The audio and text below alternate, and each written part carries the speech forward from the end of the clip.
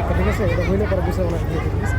আমরা যারা সামনে বসে আছি, ছোট বড় সমুচ্চ কণ্ঠে, এই বাচ্চারা এদিকে তাকাও, ছোট বড় সবাই মিলে আমাদের মহান প্রতিপালক আল্লাহকে খুশি করার উদ্দেশ্যে আমরা জোরে সোরে বলি আলহামদুলিল্লাহ। আরো জোরে বলতে হবে আলহামদুলিল্লাহ। আল্লাহ রাব্বুল আলামিন আপনাকে আমাকে বাছাই করে বেছে বেছে পছন্দ করে মনোনীত করে আজকের এই কোরআনের মাহফিলে আসার তৌফিক দিয়েছেন। আমরা যারা আসতে পেরেছি আমরা খুশি না বেজার? এই খুশি না বেজার? আল্লাহ রাব্বুল আলামিন যাকে মুহাব্বত করেন, আল্লাহ তাআলা যাকে ভালোবাসেন, তাকে কোরআনের মাহফিলে আসার বসার তৌফিক দান করেন। যার ফলে দেখা যায় আজকের এলাকার মধ্যে হাজার হাজার মানুষ রয়েছে যাদের কোনো কাজ নেই, যাদের কোনো কর্ম নেই, কিন্তু তারা অযথা সময় নষ্ট করছে। কিন্তু আল্লাহ রাব্বুল আলামিন বাছাই করে নির্বাচিত করে কিছু মানুষকে কোরআনের মাহফিলে আসার তৌফিক দিয়েছেন। এর মধ্যে আমরা যারা আসতে পেরেছি আমরা হচ্ছে সৌভাগ্যবান। আমরা কি বলেন? আমরা হচ্ছে সৌভাগ্যবান। আল্লাহ তাআলা আমাদেরকে পছন্দ করেছেন। মান ইউরিদিল্লাহু বিহি খায়রান ইউফাক্কিহু ফিদ্দীন।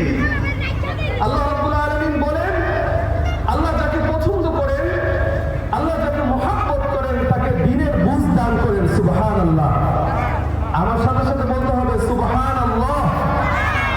তো বোঝা গেল আল্লাহ আমাদেরকে মুহাব্বত করেন, ভালোবাসেন, যার কারণে কোরআনের মাহফিলের সামিয়ানার নিচে আসার বসার, কোরআনের আলোচনা শ্রবণ করার তৌফিক দিয়েছেন। আলহামদুলিল্লাহ। সম্মানিত হাজিরিন, মাদ্রাসা নূরে মদিনা এলাকাবাসীর উদ্যোগে আজকের এই তাফসীরুল কোরআন মাহফিলের প্রথম দিন উপস্থিত হবেন আমির খেলাফত হযরত মাওলানা হাবিবুল্লাহ মিয়াজি দাওয়াত বরকাতুহু সহ অনেক উলামায়ে কেরাম, যাদের আলোচনা আমরা ধারাবাহিকভাবে শ্রবণ করব ইনশাআল্লাহ। আমি আপনাদের খেদমতে কোরআনে কারীমে ছোট্ট একটি আয়াত নির্বাচন করেছি। এই আয়াতকে সামনে রেখে কোরআন এবং সুন্নাহর আলোকে কিছু গুরুত্বপূর্ণ আলোচনা পেশ করার ইচ্ছা করেছি। আল্লাহ তাআলা আমাকে সহ সকলকে আমল করার নিয়তে শ্রবণ করার এবং বলার তৌফিক দান করুন। সকলে বলে আমিন। আল্লাহ রাব্বুল আলামিন পবিত্র কোরআনে কারীমের মধ্যে একবার নয়, দুইবার নয়, 119 বার যে কথা উল্লেখ করেছেন, সে কথাটি হচ্ছে ইত্তাকুল্লাহ। তোমরা আল্লাহকে ভয় করো। আল্লাহ তাআলা কোন কথা বলেছেন? আমার সাথে বলতে হবে ইত্তাকুল্লাহ। অর্থ কি? তোমরা আল্লাহকে ভয় করো। আল্লাহ তাআলা এত গুরুত্ব দিয়ে ইত্তাকুল্লাহ শব্দটা উল্লেখ করেছেন কেন? দুনিয়ার কোনো মানুষ যখন আল্লাহকে ভয় করবে, ওই মানুষ কখনো মানুষকে হত্যা করতে পারে না, ঠিক কিনা বলেন? ওই মানুষ কখনো অন্যের হক নষ্ট করতে পারে না, ওই মানুষের মাধ্যমে আল্লাহর বিধান লঙ্ঘন হতে পারে না। এজন্য আল্লাহ তাআলা অত্যন্ত গুরুত্ব দিয়ে কোরআনে কারীমে 119 বার বলেছে ইত্তাকুল্লাহ, তোমরা আল্লাহকে ভয় করো। সূরাতুর রহমানে আল্লাহ বললেন, যদি তোমরা আল্লাহকে ভয় করতে পারো, ফামান খাফা মাকামা রাব্বিহি জান্নাতান। আল্লাহ তাআলা যারা ঈমানদার, দুনিয়া থেকে ঈমান অবস্থায় মৃত্যুবরণ করবে, আল্লাহ তাদেরকে জান্নাত দান করবেন। কিন্তু যারা আল্লাহকে ভয় করা অবস্থায় মৃত্যুবরণ করবে, আল্লাহ বলেন তাদেরকে আমি খুশি হয়ে দুটি জান্নাত দান করব। সুবহানাল্লাহ। স্বাভাবিকভাবে আল্লাহ তাআলা একটি জান্নাত দান করবেন একজন মুমিনকে, যে আল্লাহ পরিমাণ ঈমান নিয়ে দুনিয়া থেকে বিদায় নিয়েছে, তাকে একটি জান্নাত দান করবেন। কিন্তু সূরাতুর রহমানে আল্লাহ বলেন, যে ব্যক্তি আল্লাহকে ভয় করে মৃত্যুবরণ করবে, আল্লাহ খুশি হয়ে ফামান খাফা মাকামা রাব্বিহি জান্নাতান, তাকে দুটি জান্নাত দান করবে। সুবহানাল্লাহ। এজন্য যারা দুনিয়াতে আল্লাহকে ভয় করেছে বা ভয় করবে, আল্লাহ তাআলা তাদেরকে খুশি হয়ে পরকালে এমন নাজ নিয়ামত দান করবেন যে সে কল্পনাও করতে পারে না।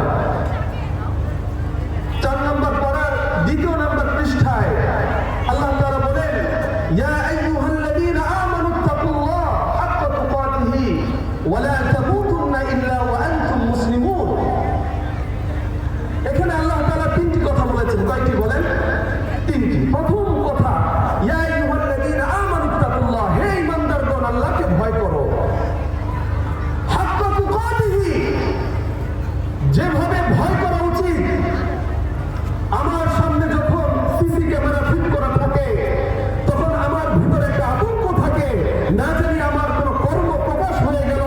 এজন্য খুব ভয়ে শঙ্কিত অবস্থায় সে সিসি ক্যামেরার সামনে অবস্থান করে, ঠিক কিনা বলেন?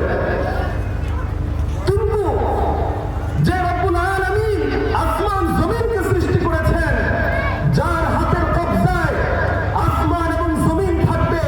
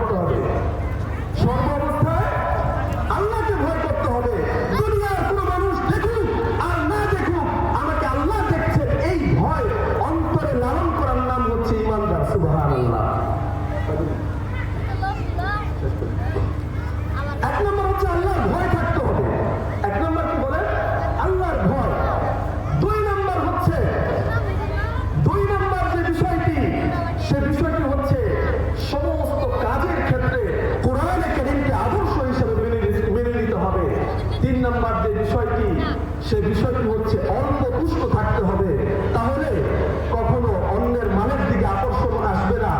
4 নম্বর যে বিষয়টি, সে বিষয়টি মন দিয়ে খেয়াল করবেন, পরকালের প্রস্তুতি নিতে হবে। যদি এই 4টি বিষয়কে সমন্বয় করে আপনি চলতে পারেন, তাহলে আপনি পরিপূর্ণ ইমানদার হবেন, তাহলে আল্লাহর ভয় আপনার ভিতরে আসবে, তাহলে দুনিয়া এবং আখিরাতে আপনি সফলতা অর্জন করতে পারবেন।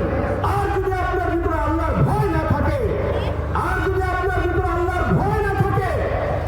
তাহলে আপনার মাধ্যমে কখনোই ভালো কাজ সমাজে আসতে পারে না। ইতিহাস খুললে আমরা দেখতে পারি অসংখ্য ইতিহাস রয়েছে, যারা আল্লাহকে ভয় করেছে তাদেরকে আল্লাহ তাআলা কোরআনে স্থান দান করেছেন, পরকালে তাদের জন্য থাকবে জান্নাত। প্রিয় হাজিরিন, লম্বা চূড়া আলোচনা ছিল, কিন্তু আজকে আমাদের অনেক বড় বড় ওলামায়ে কেরাম আজকের আলোচনায় তাশরীফ আনবেন, গুরুত্বপূর্ণ আলোচনা পেশ করবেন। আমরা যদি আল্লাহকে পরিপূর্ণভাবে ভয় করতে পারি, তাহলে ইনশাআল্লাহ আমার দ্বারা কখনো কোনো অন্যায় হবে না। সমাজ থেকে অন্যায়, অবিচার, জিনা, ব্যভিচার দূর হয়ে একটি সুন্দর সুস্থ